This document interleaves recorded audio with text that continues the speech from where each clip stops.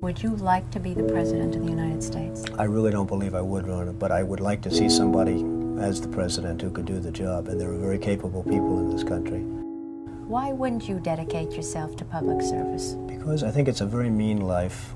I would love and I would dedicate my life to this country, but I see it as being a mean life, and I also see it as somebody with strong views and somebody with the kind of views that are maybe a little bit unpopular, which may be right, but may be unpopular, wouldn't necessarily have a chance of getting elected against somebody with no great brain but a big smile. This sounds like political presidential talk to me, and I know people have talked to you about whether or not you want to run. Would you ever? Probably not, but I do get tired of seeing the country ripped off. Why would you not? I just don't think I really have the inclination to do it. I love what I'm doing. I really like it. Also, it doesn't pay as well. No, it doesn't. But, you know, I just probably wouldn't do it, Oprah. I probably wouldn't, but I do get tired of seeing what's happening with this country. And if it got so bad, I would never want to rule it out totally, because I really am tired of seeing what's happening with this country, how we're really making other people live like kings, and we're not. You've said, though, that if you did run for president, you believe you'd win. Well, I don't know. I think I'd win. I tell you what, I wouldn't go in to lose. I've never gone in to lose in my life. And if I did decide to do it, I think I'd be inclined, I would say that I would have a hell of a chance of winning, because I think people, I don't know how your audience feels, but I think people are tired of seeing the United States ripped off. And I can't promise you everything, but I can tell you one thing: this country would make one hell of a lot of money from those people that for 25 years have taken advantage. It wouldn't be the way it's been, believe me. But you might be classified as an Eastern Republican. Fair? Well, I guess you could say that, yes. Which means kind of a Rockefeller, Chase Manhattan Republican? I never thought of it in those terms. How do you define it? Are you a Bush Republican? No, I think I'm really, the people that I do best with are the people that drive the taxis. You know, wealthy people don't like me, because I'm competing against them all the time, and they don't like me, and I like to win. The fact is, I go down the streets of New York, and the people that really like me are the taxi drivers and the workers, etc., etc. I mean, I really get a great response. Why are you a Republican? I have no idea. I mean, I am a Republican because I just believe in certain principles of the Republican Party. You have flirted with the idea of politics. Now you're here at your first national convention. Does that get you interested in possibly making the plunge? Now you have to tell me something. Who told you I flirted? Well, I didn't know that I flirted with. Well, you took out full-page ads in the New York Times to talk about your foreign policy. Some people would say... I do feel very strongly about the country. I love the country. You've become a role model in this country. The reason that your book sells, the reason that your board game sells, is because people are looking to leaders. People are looking for values, and you're one of the people. And it's no... You may dismiss it, but people are talking about, you know, Donald Trump for president. What they're really talking about is Donald Trump, show us the way. Well, be the true white hat. I'm, again, somebody that has a good instinct financially. I have had historically. I've followed markets. I've been going in the right direction, whether it's New York real estate or stocks or whatever. I know from a common sense financial standpoint that something has to burst. When a country is losing billions and billions and billions of dollars a year, and when other countries are making hundreds of billions of dollars, something is going to burst, and it's going to start here. I know it. It's a question of when. To me, it's not a question if, it's a question of when. And unless we're going to solve our problem, and the problem is caused by our allies, unless we're going to solve that problem, this country is in very, very big trouble. And I'm not talking recession kind of trouble, I'm talking depression kind of trouble. Would you really like to take over and run the country as you have run your organization? I would much prefer that somebody else do it. I just don't know if the somebody else is there. I don't know if we have the kind of advocate that you need. We need major surgery. This country needs major surgery. Are you the surgeon? I think I do a fantastic job, but I really would prefer not doing it. Are you saying you will take it only if drafted? No, I'm not saying that. I'm saying that I hope that somebody comes along who can be an advocate, and I think that somebody will be so popular, But you haven't seen he or she will be the most, but I don't see it now. I wish that person were there. But again, I do know one thing. It's not a question. This country is losing hundreds of billions. It's not a question if, it's a question when. I have never understood how this is possible. I have never understood how somebody throughout this country didn't sue the United States government and have that overturned. I mean, you had people, investors, investing over a 10-year period for under a set of conditions. And this is, as I was talking before, playing the game. We're all playing by a certain set of rules. The rules were changed for the government, but they weren't changed for us. I mean, it was an incredible circumstance that happened. And people went bust by the hundreds of thousands, and I hope you weren't one of them in terms of that, but obviously you know a lot of people that were. They changed the rules on taxes, and you have some incredible situations where people guaranteed personally a stream of payments to be paid over a 10-year period based on a stream of tax benefits for perhaps a very good job, like a low-income housing development. Nothing wrong with that, a very positive thing. And after 2 years, they got wiped out with the taxes, and yet they still owed all of this money. And many of these people, most of these people, had to declare bankruptcy. They couldn't pay it.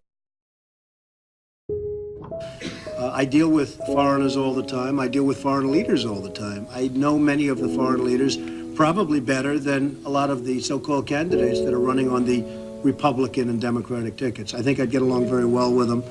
And I think you'd have a lot less gridlock in Washington if I decide to do this and if I won. You know, nobody talks about the soldiers that are coming back with no arms and no legs. And I saw at Mar-a-Lago on Mondays, I make Mar-a-Lago my club that you know about. In Palm Beach. I make that twice now. On a Monday, I let returning Iraqi injured soldiers come to the premises.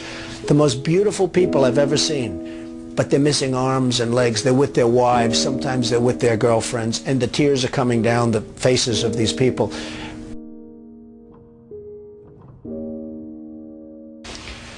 Well, I just hate what's happened to this country. We've gone to a country that's no longer respected. We're in a war that we should have never, and by the way, I'm worse than any hawk there is in terms of military and in terms of defending ourselves. But Saddam Hussein didn't knock down the World Trade Center. He had nothing to do with it. And there were no weapons of mass destruction. The other day, the head of 3M said that President Obama is anti-business. Do you get the same feeling that he does? Well, I don't know that it's anti-business or he just really doesn't know exactly what to do. And I'm afraid it probably is the second thing. I don't see him necessarily as anti-business. I think that he is not sophisticated in the ways of business. He hasn't dealt with the people that you've dealt with and that I've dealt with. I deal with China, as an example, a lot. It is never easy. And I've made some very big deals with the Chinese. I've come out on top. I've come out in great shape. I sell apartments to Chinese people. I get along great with them. It's not like, you know, anti-China. I just think it's ridiculous that we allow them to do what they're doing to this country with the manipulation of the currency that you write about and understand, and all of the other things that they do. And frankly, if I were them and if I could get away with it, I take my hat off to them, frankly. They do get away with it. And I hire companies all the time, and it's so hard for our companies to compete against Chinese companies. I mean, these companies have such an advantage, whether it's glass for a curtain wall or whether it's, and you use the term because you know what's happened, sheetrock. I mean, they used to give us sheetrock, just give it. And everybody that was unfortunate enough to use Chinese sheetrock had problems. I mean, problems like where people were dying from it. The good news, Steve, our product is much better, but with the manipulation of their currency, it's very, very, very hard for our companies to compete. But I'll certainly do whatever is necessary and however I can help, whether they want me to make speeches, whether they want me to contribute, raise money, I'll do whatever I have to do. We need somebody great as a president.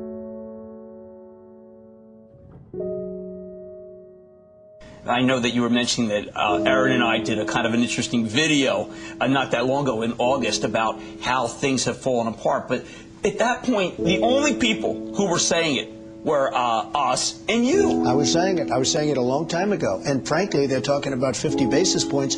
I think you should drop it a point, a full, solid 100 basis points, and just sit back and see. And I was actually looking at somebody, a gentleman from Goldman Sachs was saying 175. So that's going to be interesting. But I think that's ultimately going to be happy. And it would be nice if Ben could get now ahead of the curve instead of always being behind the curve. He's behind the curve. Say what you want about Alan Greenspan. He was always slightly ahead of the curve. And that was always brilliant. And he had this incredible reputation. I think Ben has to get a little bit ahead of the curve. He has to do something dramatic. And I really think what he should do is surprise the hell out of everyone and do it 100. And let's see what happens. That would be big. Any politician, do you think, has the pulse? Anyone running for president has the pulse of what you know about the economy? Well, the biggest problem is something I never hear about. I told you about it once. Every time they lower interest rates, the cartel, because I call it a cartel, the illegal monopoly, raises oil prices, okay? So the monopoly, because that's all it is, it's a total illegal monopoly. If businesses ever formed OPEC, everybody would be put in jail. Here they are, and every time a country hits oil, they're invited in to the cartel, okay? It's a disgrace. So what happens is every time interest rates go down, oil prices go up, and it's the same number. I mean, practically the same money. So they lower it, they raise it, they lower it, they raise it. Now you have oil that's close to 100, going to be over 100, and nobody in this country calls and says, get that damn oil price down. You get it down.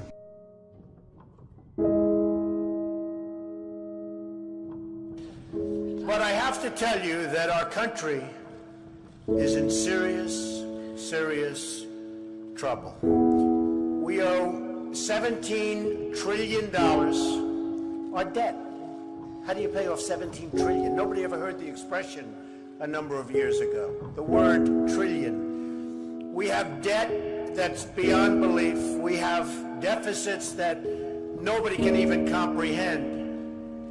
China, which I've been talking about for the last 5 years, yesterday, right in our face, they just devalued their currency. Now, for those that don't understand devaluation, what they're basically doing is saying, we're really ripping you big league. Nobody's ever done it better than us, but now we're going to really do it again. And the reason they did it, and everybody was surprised by it, was because our leadership is so weak and so pathetic that they can get away with it.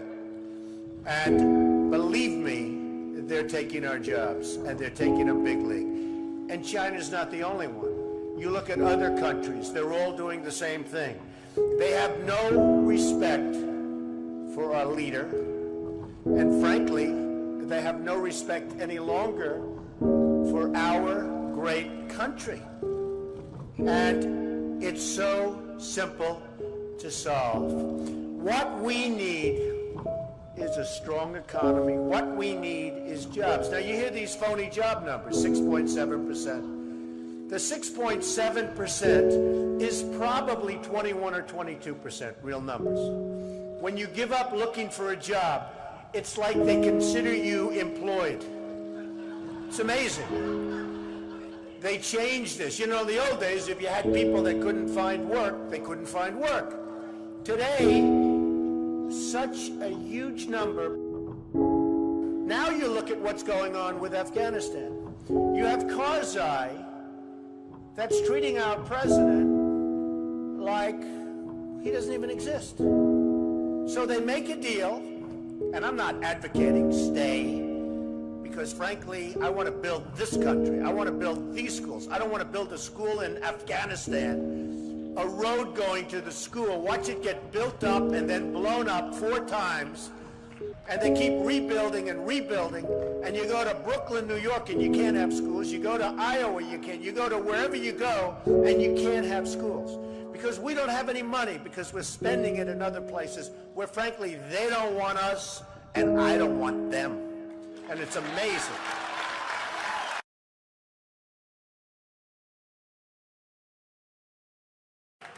Our country is in serious trouble. We don't have victories anymore. We used to have victories, but we don't have them. When was the last time anybody saw us beating, let's say, China in a trade deal? They kill us. I beat China all the time. All the time. When did we beat Japan at anything? They send their cars over by the millions. And what do? When was the last time you saw a Chevrolet in Tokyo? It doesn't exist, folks. They beat us all the time. When do we beat Mexico at the border? They're laughing at us, at our stupidity. And now they're beating us economically. They are not our friend, believe me. But they're killing us economically. The U.S. has become a dumping ground for everybody else's problems. Thank you. It's true. Islamic terrorism is eating up large portions of the Middle East. They become rich. I'm in competition with them. They just built a hotel in Syria. Can you believe this? They built a hotel. When I have to build a hotel, I pay interest. They don't have to pay interest because they took the oil that when we left Iraq, I said we should have taken. So now ISIS has the oil. And what they don't have, Iran has. And in and I will tell you this, and I said it very strongly, years ago, I said, and I love the military, and I want to have the strongest military that we've ever had, and we need it more now than ever, but I said, don't hit Iraq, because you're going to totally destabilize the Middle East. Iran is going to take over the Middle East. Iran and somebody else will get the oil, and it turned out that Iran is now taking over Iraq. Think of it. Iran is taking over Iraq, and they're taking it over big league. We spent $2 trillion in Iraq. $2 trillion. We lost thousands of lives, thousands in Iraq. We have wounded soldiers who I love. They're great. All over the place. Thousands and thousands of wounded soldiers. And we have nothing. We can't even go there. We have nothing. And every time we give Iraq equipment, the first time a bullet goes off in the air, they leave it. Last week I read 2,300 Humvees. These are big vehicles were left behind for the enemy. 2,000, you would say maybe 2, maybe 4. 2,300 sophisticated vehicles they ran, and the enemy took them. You're right.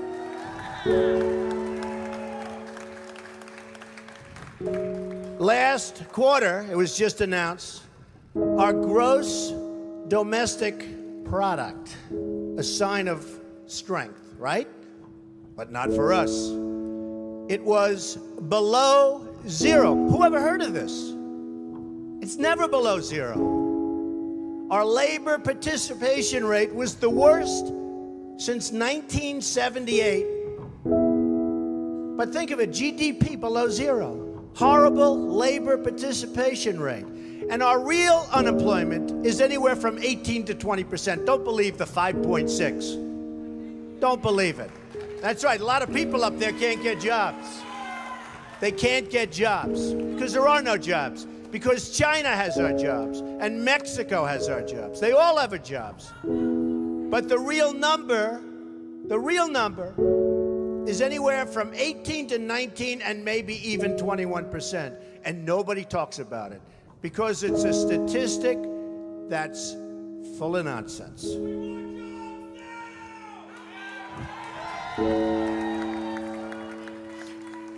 Our enemies are getting stronger and stronger by the day, and we as a country are getting weaker. Even our nuclear arsenal doesn't work. It came out recently.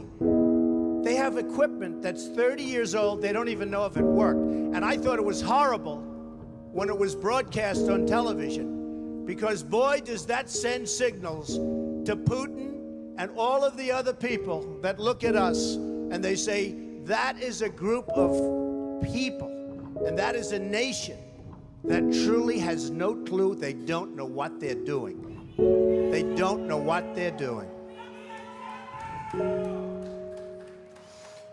We have a disaster called the big lie, Obamacare. Obamacare. Yesterday it came out that costs are going for people up 29, 39, 49, and even 55%. And deductibles are through the roof. You have to get hit by a tractor, literally a tractor, to use it. Because the deductibles are so high, it's virtually useless. It is a disaster. And remember the $5 billion website. $5 billion we spent on a website. And to this day, it doesn't work. A $5 billion website. I have so many websites. I have them all over the place. I hire people. They do a website. It costs me $3. $5 billion website. I have so many websites. I have them all over the place.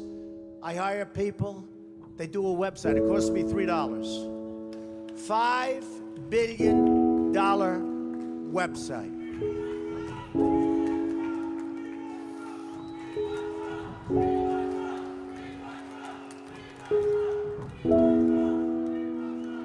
Well, you need somebody, because politicians are all talk, no action. Nothing's going to get done. They will not bring us, believe me, to the promised land. They will not. As an example, I've been on the circuit making speeches, and I hear my fellow Republicans, and they're wonderful people. I like them.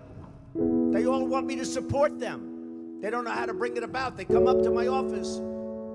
I'm meeting with 3 of them in the next week, and they don't know. Are you running? Are you not running? Could we have your support? What do we do? How do we do it? I like them. And I hear their speeches. And they don't talk jobs, and they don't talk China. When was the last time you heard China's killing us? They're devaluing their currency to a level that you wouldn't believe. It makes it impossible for our companies to compete. Impossible. They're killing us. But you don't hear that from anybody else. You don't hear it from anybody else. And I watch the speeches. Thank you. I watch the speeches of these people, and they say, the sun will rise, the moon will set, all sorts of wonderful things will happen. And people are saying, what's going on? I just want a job. Just get me a job. I don't need the rhetoric. I want a job. And that's what's happening. And it's going to get worse, because remember, Obamacare really kicks in 2016. Really big league. It is going to be amazingly destructive. Doctors are quitting. I have a friend who's a doctor, and he said to me the other day, Donald, I never saw anything like it. I have more accountants than I have nurses. It's a disaster. My patients are beside themselves. They had a plan that was good. They have no plan now. We have to repeal Obamacare, and it can be replaced. And it can be replaced with something much better for everybody. Let it be for everybody, but much better and much less expensive for people and for the government. And we can do it. So, I've watched the politicians. I've dealt with them all my life. If you can't make a good deal with a politician, then there's something wrong with you. You're certainly not very good. And that's what we have representing us. They will never make America great again. They don't even have a chance. They're controlled fully. They're controlled fully by the lobbyists, by the donors, and by the special interests, fully. They control them. Hey, I have lobbyists, I have to tell you. I have lobbyists that can produce anything for me. They're great. But you know what? It won't happen. It won't happen because we have to stop doing things for some people, but for this country, it's destroying our country. We have to stop, and it has to stop now. Now, our country needs a truly great leader, and we need a truly great leader now. We need a leader that wrote The Art of the Deal. We need a leader that can bring back our jobs, can bring back our manufacturing, can bring back our military, can take care of our vets. Our vets have been abandoned. And we also need a cheerleader. You know, when President Obama was elected, I said, well, the one thing I think he'll do well, I think he'll be a great cheerleader for the country. I think he'd be a great spirit. He was vibrant, he was young. I really thought that he would be a great cheerleader. He's not a leader, that's true. You're right about that. But he wasn't a cheerleader. He's actually a negative force. He's been a negative force. He wasn't a cheerleader, he was the opposite. We need somebody that can take the brand of the United States and make it great again. It's not great again. We need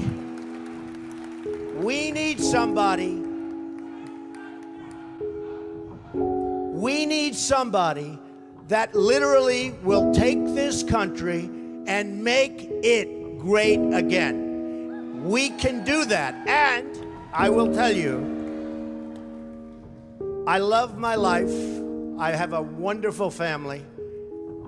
They're saying, Dad, you're going to do something that's going to be so tough. You know, all of my life I've heard that a truly successful person, a really, really successful person, and even modestly successful, cannot run for public office. Just can't happen. And yet that's the kind of mindset that you need to make this country great again. So, ladies and gentlemen, I am officially running for President of the United States, and we are going to make our country great again.